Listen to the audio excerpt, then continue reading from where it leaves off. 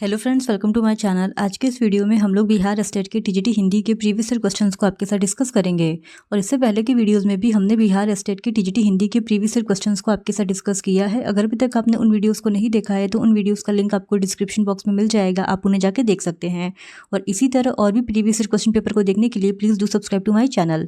तो बिना देरी किए चलिए आज का ये वीडियो स्टार्ट करते हैं। तो आज के इस वीडियो में हम लोग 9 सितंबर 2020 के शिफ्ट सेकंड में पूछे गए हिंदी के क्वेश्चंस का ही डिस्कशन करेंगे। तो क्वेश्चन नंबर 1 है, बस की यात्रा के व्यंग्यकार हैं। तो इस क्वेश्चन का सही जवाब है ऑप्शन बी, हरिशंकर परसाई। बस की यात्रा एक व्यंग्यात्मक कहानी है, इसके रचनाकार हरिशंकर परसाई है। फिर क्वेश्चन नंबर 2, बाज और सांप कहानी के कहानीकार हैं। तो इस क्वेश्चन का सही जवाब है ऑप्शन डी, निर्मल वर्मा। बाज और सांप कहानी के रचनाकार निर्मल वर्मा है। फिर क्वेश्चन नंबर 3, जग में बैरी कोई नहीं, जो मन शीतल होए, या आपा को डारी दे, दया करे सब कोई, पंक्तियों के रचनाकार है। तो उपयुक्त पंक्तियों के रचनाकार कबीर हैं, यानी ऑप्शन बी इस सवाल का सही जवाब है। फिर क्वेश्चन नंबर 4, कामता नाथ की कहानी लाख की चूड़ियों में। तो इस क्वेश्चन का सही जवाब है ऑप्शन ए, औद्योगिक विकास से ग्रामोद्योग के उजड़ने की पीड़ा चित्रित है। फिर क्वेश्चन नंबर 5, तुलसीकृत विनय पत्रिका की भाषा है। तो तुलसीकृत विनय पत्रिका की भाषा ब्रज भाषा में है, यानी ऑप्शन बी इस सवाल का सही जवाब है और यह एक गीति काव्य है। फिर क्वेश्चन नंबर 6, पहाड़ पर लालटेन है। तो पहाड़ पर लालटेन मंगलेश डबराल का काव्य संग्रह है। फिर क्वेश्चन नंबर 7, राम वृक्ष बेनीपुरी रचित बाल गोविंद भगत है। तो राम वृक्ष बेनीपुरी द्वारा रचित बाल गोविंद भगत एक रेखाचित्र है, यानी ऑप्शन सी इस सवाल का सही जवाब हो जाएगा। फिर क्वेश्चन नंबर 8, अरुण कमल को उनकी किस रचना पर साहित्य अकादमी पुरस्कार प्राप्त हुआ। तो इस क्वेश्चन का सही जवाब है ऑप्शन बी, नए इलाके में। अरुण कमल को उनकी काव्य कृति नए इलाके में के लिए सन 1998 ईस्वी का साहित्य अकादमी पुरस्कार प्राप्त हुआ था। फिर क्वेश्चन नंबर 9, शिव पूजन सहाय की किस रचना की प्रमुख पात्र भगजोगनी है। तो इस क्वेश्चन का सही जवाब है ऑप्शन ए, कहानी का प्लॉट। फिर क्वेश्चन नंबर 10, लक्ष्मी नारायण सुधांशु का जन्म हुआ था। तो लक्ष्मी नारायण सुधांशु का जन्म बिहार में हुआ था, यानी ऑप्शन ए इस सवाल का सही जवाब है। और इनका जन्म 15 दिसंबर 1906 को बिहार के पूर्णिया जिले के रूपसपुर गांव में हुआ था। फिर क्वेश्चन नंबर 11, लाल पान की बेगम कहानी के कहानीकार हैं। तो लाल पान की बेगम कहानी के कहानीकार फणीश्वर नाथ रेणु है, यानी ऑप्शन बी इज करेक्ट। फिर क्वेश्चन नंबर 12, विष्णु प्रभाकर की अमर कृति आवारा मसीहा है। तो इस क्वेश्चन का सही जवाब है ऑप्शन सी, शरत चंद्र की जीवनी। विष्णु प्रभाकर की अमर कृति आवारा मसीहा शरत चंद्र की जीवनी है। फिर क्वेश्चन नंबर 13, रविंद्रनाथ टैगोर का उपन्यास है। तो इस क्वेश्चन का सही जवाब है ऑप्शन डी, गोरा। गोरा रविंद्रनाथ टैगोर का उपन्यास है। फिर क्वेश्चन नंबर 14, प्रसिद्ध कवि मंझन के संबंध में कौन सा कथन असत्य है। तो इस क्वेश्चन का सही जवाब है ऑप्शन डी, इनमें से कोई नहीं, क्योंकि ये तीनों ही कथन मंझन के बारे में सत्य है। वह सूफी कवि थे, इसके साथ ही साथ मधुमालती इनकी एकमात्र रचना है, और मंझन के गुरु शेख मोहम्मद गौस थे। ये तीनों ही कथन कवि मंझन के बारे में सत्य है। फिर क्वेश्चन नंबर 15, गुरु गोविंद सिंह का जन्म कब हुआ था। तो इस क्वेश्चन का सही जवाब है ऑप्शन ए, 1666 ईस्वी में। गुरु गोविंद सिंह का जन्म 1666 ईस्वी में बिहार के पटना शहर में हुआ था, और पटना साहिब सिखों का प्रमुख तीर्थ स्थल भी है। फिर क्वेश्चन नंबर 16, हरिऔध को उनकी किस कृति के लिए महाकवि माना जाता है। तो इस क्वेश्चन का सही जवाब है ऑप्शन बी, प्रिय प्रवास। अयोध्या सिंह उपाध्याय हरिऔध को उनकी कृति प्रिय प्रवास के लिए महाकवि माना जाता है, और प्रिय प्रवास का प्रकाशन 1914 ईस्वी में हुआ था, तथा इसमें टोटल 17 सर्ग हैं, और इसमें कृष्ण के बचपन से लेकर मथुरा प्रस्थान तक का वर्णन है। प्रिय प्रवास को खड़ी बोली हिंदी भाषा का प्रथम महाकाव्य भी माना जाता है। फिर क्वेश्चन नंबर 17, महादेवी वर्मा की कविता मैं नीर भरी दुख की बदली संकलित है। तो इस क्वेश्चन का सही जवाब है ऑप्शन ए, यामा। महादेवी वर्मा की कविता मैं नीर भरी दुख की बदली यामा काव्य संग्रह में संकलित है, और महादेवी वर्मा द्वारा रचित यामा में उनके निहार, रश्मि, नीरजा और सांध्य गीत के महत्वपूर्ण गीतों का संकलन किया गया है। फिर क्वेश्चन नंबर 18, आ रही रवि की सवारी काव्य संकलन निशा निमंत्रण से ली गई है, जिसके कवि हैं। तो इस क्वेश्चन का सही जवाब है ऑप्शन सी, हरिवंश राय बच्चन। आ रही रवि की सवारी काव्य संकलन निशा निमंत्रण से ली गई है, जिसके कवि हरिवंश राय बच्चन है। और हरिवंश राय बच्चन को हिंदी साहित्य में हालावाद का प्रवर्तक माना जाता है। फिर क्वेश्चन नंबर 19, केदारनाथ अग्रवाल किस धारा के कवि माने जाते हैं? तो केदारनाथ अग्रवाल प्रगतिवादी धारा के कवि माने जाते हैं। फिर क्वेश्चन नंबर 20, लीलाधर जगुड़ी को उनकी किस रचना पर साहित्य अकादमी पुरस्कार प्राप्त हुआ? तो इस क्वेश्चन का सही जवाब है ऑप्शन डी, अनुभव के आकाश में चांद। लीलाधर जगुड़ी को उनकी काव्य कृति अनुभव के आकाश में चांद के लिए सन 1997 ईस्वी में साहित्य अकादमी पुरस्कार प्राप्त हुआ था। इसके साथ ही साथ इनको इनकी रचना नाटक जारी है के लिए सरस्वती सम्मान भी प्राप्त हो चुका है। फिर क्वेश्चन नंबर 21, राजेश जोशी की रचना है। तो इस क्वेश्चन का सही जवाब है ऑप्शन बी, एक दिन बोलेंगे पेड़। राजेश जोशी की रचना एक दिन बोलेंगे पेड़ है। फिर क्वेश्चन नंबर 22, सीताकांत महापात्र है। तो इस क्वेश्चन का सही जवाब है ऑप्शन बी, उड़िया कवि। सीमाकांत महापात्र एक उड़िया कवि है। फिर क्वेश्चन नंबर 23, हजारी प्रसाद द्विवेदी रचित अशोक के फूल हैं। तो हजारी प्रसाद द्विवेदी द्वारा रचित अशोक के फूल निबंध विधा की रचना है, यानी ऑप्शन ए इस सवाल का सही जवाब है। फिर क्वेश्चन नंबर 24, आविन्यो है। तो इस क्वेश्चन का सही जवाब है ऑप्शन डी, इनमें से सभी, क्योंकि आविन्यो के बारे में दिए गए सभी कथन सत्य है। यह दक्षिणी फ्रांस का एक मध्ययुगीन शहर भी है। इसके साथ ही साथ यह अशोक वाजपेयी की साहित्यिक रचना है और इसके साथ ही साथ यह रोन नदी के किनारे बसा फ्रांस का एक शहर भी है, यानी ऑप्शन डी इस सवाल का सही जवाब है। फिर क्वेश्चन नंबर 25, इनमें से किस पत्र का संपादन महात्मा गांधी ने नहीं किया था? तो इस क्वेश्चन का सही जवाब है option D, Saraswati. Young India, Harijan Bandhu और हरिजन, इन तीनों ही पत्रिका का संपादन महात्मा गांधी के द्वारा किया गया था। जबकि सरस्वती पत्रिका सबसे पहले काशी से प्रकाशित होती थी, इसके बाद ये इलाहाबाद से प्रकाशित होने लगी और 1902 ईस्वी में इसके संपादक श्याम सुंदर दास थे और 1903 ईस्वी में इसके संपादक महावीर प्रसाद द्विवेदी बन गए, यानी ऑप्शन डी इस सवाल का सही जवाब है। फिर क्वेश्चन नंबर 26, घनानंद के संदर्भ में कौन सा विकल्प असत्य है? तो इस क्वेश्चन का सही जवाब है ऑप्शन सी, प्रेम वाटिका प्रसिद्ध रचना है।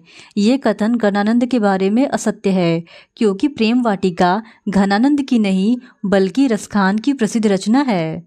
फिर क्वेश्चन नंबर 27, सुमित्रा नंदन पंत की कविता भारत माता संकलित है। तो इस क्वेश्चन का सही जवाब है ऑप्शन बी, ग्राम्या में। सुमित्रा नंदन पंत की कविता भारत माता ग्राम्या में संकलित है।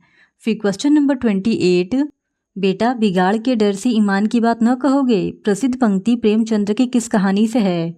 तो इस क्वेश्चन का सही जवाब है ऑप्शन सी, पंच परमेश्वर से।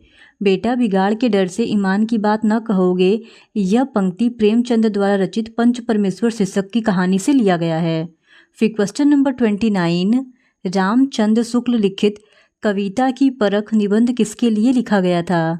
तो इस क्वेश्चन का सही जवाब है ऑप्शन सी, हाई स्कूल के छात्र छात्राओं के लिए।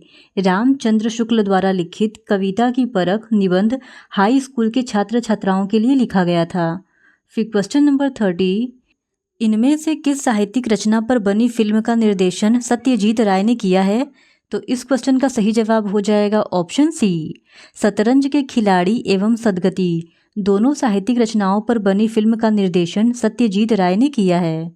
फिर क्वेश्चन नंबर 31, बिहार के एक छोटे भूखंड की हथेली पर रेणु ने समूचे उत्तरी भारत की किसान की नियति रेखा को उजागर किया था। वह रेखा किसान की किस्मत डैश डैश डैश अलग अलग धागों से रेणु का संसार बुनती है। यह कथन किसका है? तो यह कथन निर्मल वर्मा का है, यानी ऑप्शन बी इस सवाल का सही जवाब है। फिर क्वेश्चन नंबर 32, मेहरुनिसा परवेज के बारे में कौन सा विकल्प असत्य है? तो इस क्वेश्चन का सही जवाब हो जाएगा ऑप्शन डी, आँखों की दहलीज काव्य संग्रह की रचयिता। यह कथन असत्य है, क्योंकि आँखों की दहलीज मेहरुनिसा परवेज द्वारा रचित उपन्यास विधा है, न कि काव्य संग्रह। फिर क्वेश्चन नंबर 33, चूड़ी बाजार में लड़की के लेखक हैं।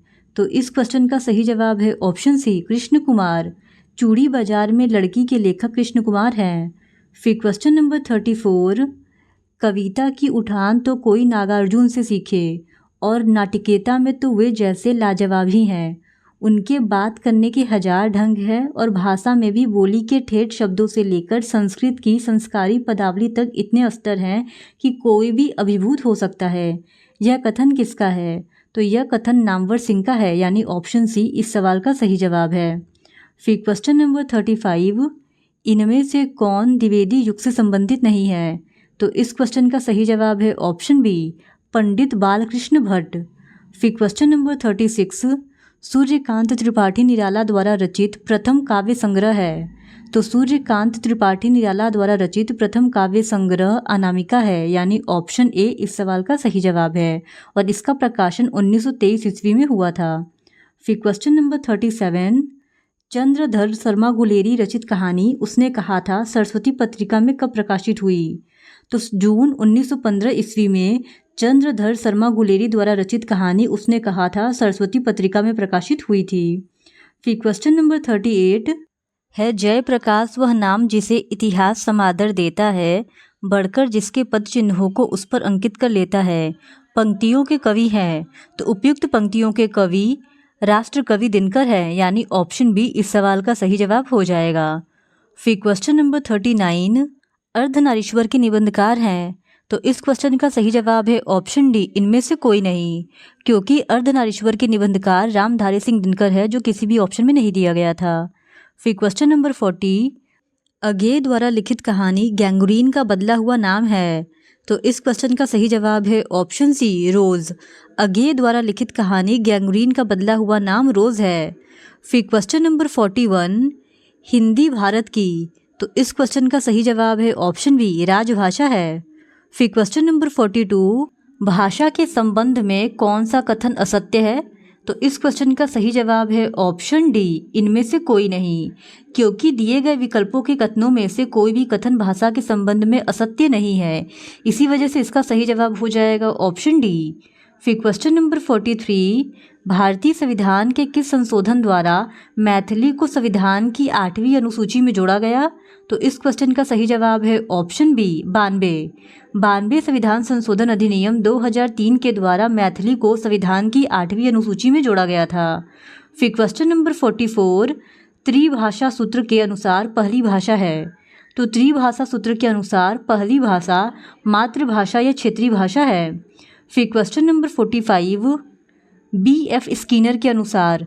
तो इस क्वेश्चन का सही जवाब है ऑप्शन बी, बच्चे परिवेश में उपलब्ध भाषा का अनुकरण करते हुए सीखते हैं।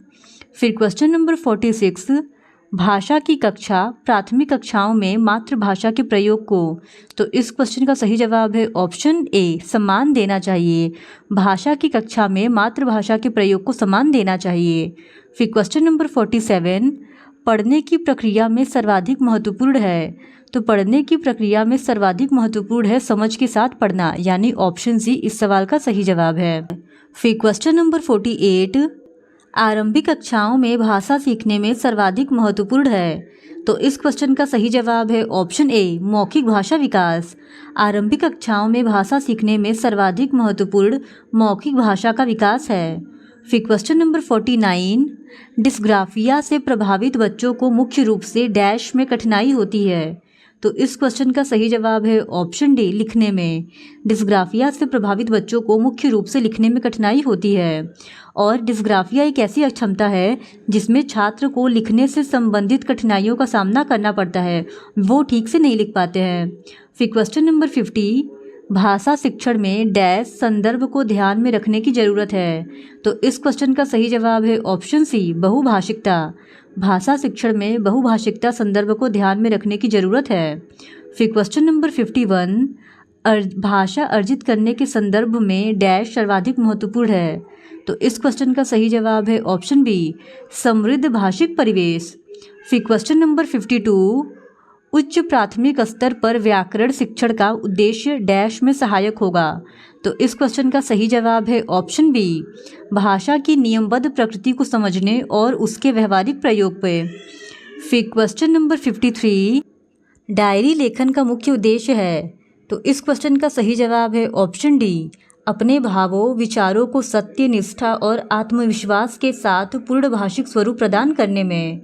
फिर क्वेश्चन नंबर 54, हिंदी साहित्य की कौन सी विधा भिन्न भिन्न संदर्भों में भाषा प्रयोग की कुशलता विकसित करने का सर्वाधिक अवसर देती है? तो इस क्वेश्चन का सही जवाब है ऑप्शन सी, एकांकी। फिर क्वेश्चन नंबर 55, हिंदी भाषा में सतत और व्यापक मूल्यांकन करते समय किस बात पर सर्वाधिक ध्यान देना होगा? तो इस क्वेश्चन का सही जवाब है ऑप्शन सी, भिन्न भिन्न संदर्भों में भाषा प्रयोग की कुशलता। हिंदी भाषा में सतत और व्यापक मूल्यांकन करते समय भिन्न भिन्न संदर्भों में भाषा प्रयोग की कुशलता पर सर्वाधिक ध्यान देना होगा, क्योंकि प्रत्येक बालक की भाषा अधिगम क्षमता भिन्न भिन्न होती है। फिर क्वेश्चन नंबर 56, मौखिक भाषा विकास में आकलन का सर्वोत्तम तरीका है? तो इस क्वेश्चन का सही जवाब है ऑप्शन डी, विचार तर्क सहित अपना अनुभव बांटना और बातचीत। फिर क्वेश्चन नंबर 57, हिंदी भाषा के अधोलिखित प्रश्नों में आप किसे बेहतर मानते हैं? तो इस क्वेश्चन का सही जवाब है ऑप्शन बी, भगजोगनी का दूसरा वर्तमान नवयुवक पति उसका ही सौतेला बेटा है। यह घटना समाज की किस बुराई की ओर संकेत करती है और क्यों? फिर क्वेश्चन नंबर 58, उच्च प्राथमिक कक्षाओं में समाचार पत्र पत्रिका का उपयोग यह सुनिश्चित करता है कि? तो इस क्वेश्चन का सही जवाब है ऑप्शन बी, बच्चे आलोचनात्मक दृष्टि से लेख या समाचार को देखते हैं एवं अपनी प्रक्रिया देने की क्षमता रखते हैं। फिर क्वेश्चन नंबर 59, हिंदी की पाठ्य पुस्तकों में पाठों के चयन करते समय ध्यान रखना चाहिए कि? तो इस क्वेश्चन का सही जवाब है ऑप्शन ए, पाठ सरल एवं बच्चों के परिवेश से जुड़े हो। फिर क्वेश्चन नंबर 60, मौखिक अभिव्यक्ति के समय होने वाली त्रुटियों पर बार बार टोकने से पड़ने वाले प्रभाव के संदर्भ में कौन सा कथन सत्य है? तो इस क्वेश्चन का सही जवाब हो जाएगा ऑप्शन डी, इनमें से सभी। क्योंकि मौखिक अभिव्यक्ति के समय होने वाली त्रुटियों पर बार बार टोकने से बच्चों के पठन कौशल पर बुरा प्रभाव पड़ता है। इसके साथ ही बच्चे हतोत्साहित हो जाते हैं और बच्चों में पढ़ने के प्रति निराशा का भाव जागृत होता है, यानी ऑप्शन डी इस सवाल का सही जवाब है। फिर क्वेश्चन नंबर 61, दो तिनकों का घोंसला के उपन्यासकार हैं? तो इस क्वेश्चन का सही जवाब है ऑप्शन सी, जानकी वल्लभ शास्त्री। फिर क्वेश्चन नंबर 62, कौन सा प्रत्यय लगाने से सुंदर विशेषण भाववाचक संज्ञा में बदल जाएगा? तो इस क्वेश्चन का सही जवाब है ऑप्शन बी, ता। ता प्रत्यय लगाने से सुंदर विशेषण भाववाचक संज्ञा सुंदरता में बदल जाएगा। फिर क्वेश्चन नंबर 63, निम्नांकित शब्दों में कौन सा शब्द स्त्रीलिंग नहीं है? तो इस क्वेश्चन का सही जवाब है ऑप्शन ए, मोती स्त्रीलिंग नहीं है। फिर क्वेश्चन नंबर 64, वीर का स्त्रीलिंग है? तो इस क्वेश्चन का सही जवाब है ऑप्शन बी, वीरांगना। फिर क्वेश्चन नंबर 65, थोड़ा दूध चाहिए वाक्य में थोड़ा है, तो थोड़ा दूध चाहिए वाक्य में थोड़ा परिमाणवाचक विशेषण है, यानी ऑप्शन बी इज करेक्ट। और परिमाणवाचक विशेषण वो विशेषण होते हैं जिनसे किसी वस्तु की नाप या तौल का बोध होता है। फिर क्वेश्चन नंबर 66, दूध थोड़ा मीठा है वाक्य में थोड़ा है, तो दूध थोड़ा मीठा है वाक्य में थोड़ा शब्द प्रविशेषण है, यानी ऑप्शन सी इस सवाल का सही जवाब हो जाएगा। और हिंदी में कुछ विशेषणों के भी विशेषण होते हैं जिन्हें प्रविशेषण कहते हैं। फिर क्वेश्चन नंबर 67, निम्न में सकर्मक क्रिया है? तो इस क्वेश्चन का सही जवाब है ऑप्शन सी, खाना शब्द सकर्मक क्रिया है। फिर क्वेश्चन नंबर 68, प्रत्युत्तर की संधि विच्छेद है? तो इस क्वेश्चन का सही जवाब है ऑप्शन ए, प्रति प्लस उत्तर। प्रत्युत्तर का संधि विच्छेद प्रति प्लस उत्तर है, इसमें यड़ संधि है। फिर क्वेश्चन नंबर 69, जिसका पहला पद विशेषण और दूसरा पद विशेष्य हो कहलाता है? तो जिसका पहला पद विशेषण और दूसरा पद विशेष्य हो वह कर्मधारय समास कहलाता है, यानी ऑप्शन डी इस सवाल का सही जवाब है।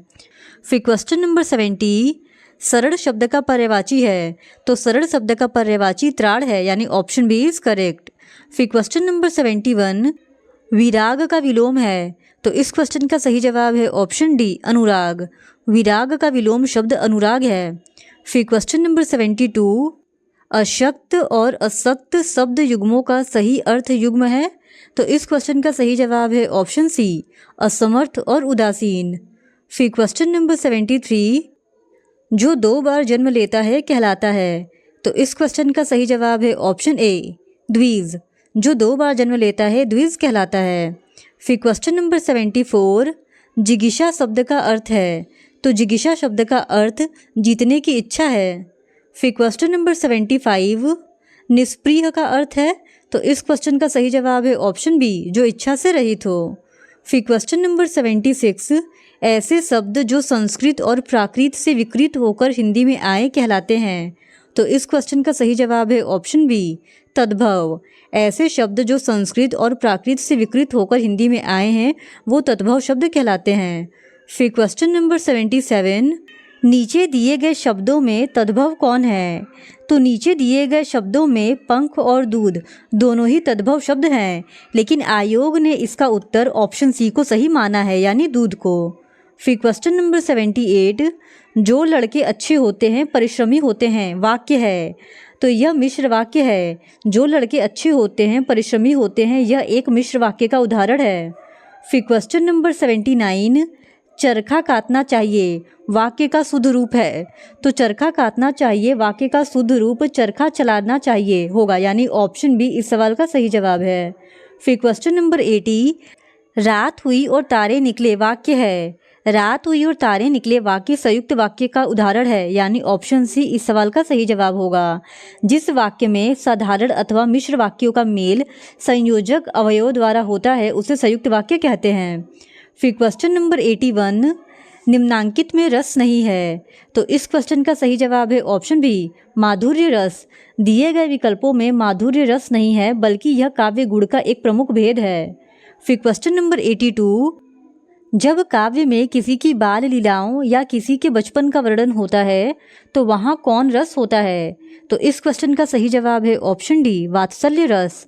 जब काव्य में किसी की बाल लीलाओं या किसी के बचपन का वर्णन होता है तो वहाँ वात्सल्य रस होता है, और वात्सल्य रस के प्रतिष्ठापक आचार्य विश्वनाथ हैं, और भक्तिकालीन कवि सूरदास को वात्सल्य रस का सम्राट माना जाता है।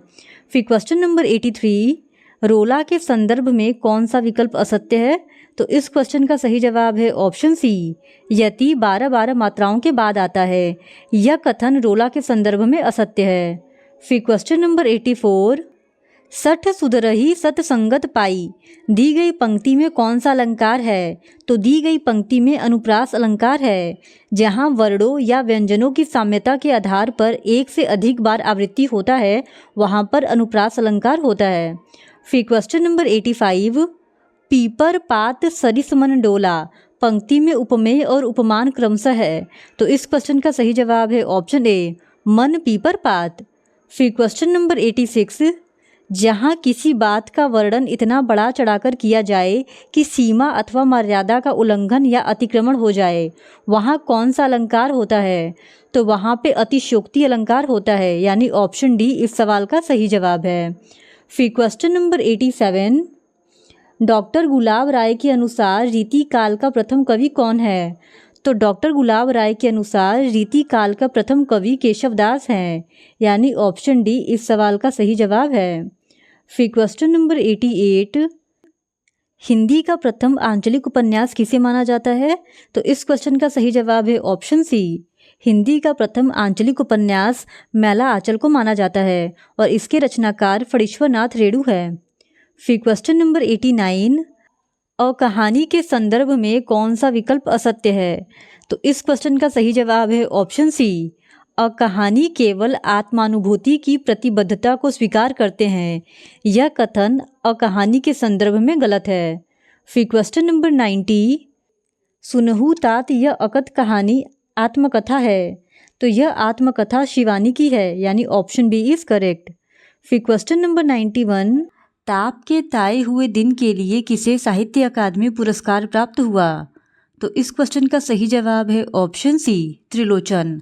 ताप के ताए हुए दिन काव्यकृति के लिए त्रिलोचन शास्त्री को 1981 ईस्वी में साहित्य अकादमी पुरस्कार प्राप्त हुआ था।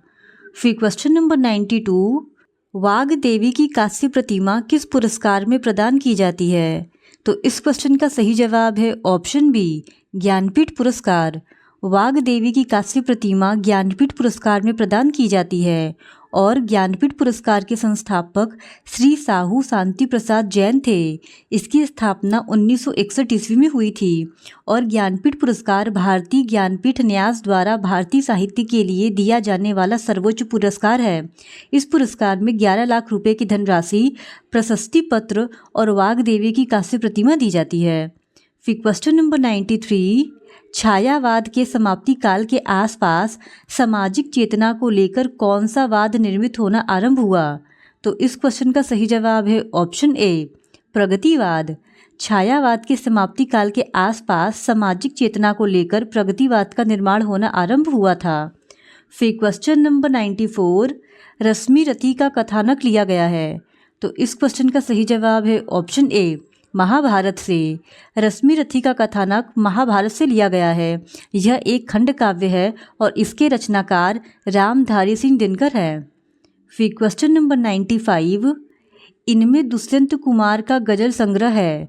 तो इस क्वेश्चन का सही जवाब है ऑप्शन सी, साए में धूप। दुष्यंत कुमार का गजल संग्रह साए में धूप है। फिर क्वेश्चन नंबर 96, अंधा युग में। तो इस क्वेश्चन का सही जवाब है ऑप्शन सी, अंधा युग में महाभारत के 18वें दिन की संध्या से कृष्ण की मृत्यु तक की कथा ली गई है और इसके रचनाकार धर्मवीर भारती हैं। फिर क्वेश्चन नंबर 97, इनमें से कौन मोहन राकेश का नाटक नहीं है? तो इस क्वेश्चन का सही जवाब है ऑप्शन डी, अंतराल। अंतराल मोहन राकेश का नाटक नहीं है बल्कि इनके द्वारा रचित उपन्यास विधा की रचना है। फिर क्वेश्चन नंबर 98, धूमिल का मूल नाम था। तो धूमिल का मूल नाम सुदामा पांडे था, यानी ऑप्शन ए इस सवाल का सही जवाब है। फिर क्वेश्चन नंबर 99, जखन छोटो छीलम है। तो इस क्वेश्चन का सही जवाब है ऑप्शन डी, सत्यजीत राय की आत्मकथा। जखन छोटो छीलम सत्यजीत राय की आत्मकथा है और यह बंगाली भाषा में लिखी गई है। फिर क्वेश्चन नंबर 100, कविता के नए प्रतिमान के लेखक हैं। तो इस क्वेश्चन का सही जवाब है option C, doctor Namvar Singh. कविता के नए प्रतिमान के लेखक डॉक्टर नामवर सिंह है और यह एक आलोचनात्मक विधा की रचना है। तो आज के इस वीडियो में हमने बिहार एस्टेट टीजीटी हिंदी के प्रीवियस ईयर क्वेश्चन पेपर को सॉल्व कर लिया है। हम नेक्स्ट वीडियो में और भी बिहार टीजीटी के प्रीवियस ईयर क्वेश्चन पेपर को आपके साथ सॉल्व करेंगे। अगर आप ऐसे वीडियोस को और देखना चाहते हैं तो please do subscribe to my channel and like this video. Thank you very much.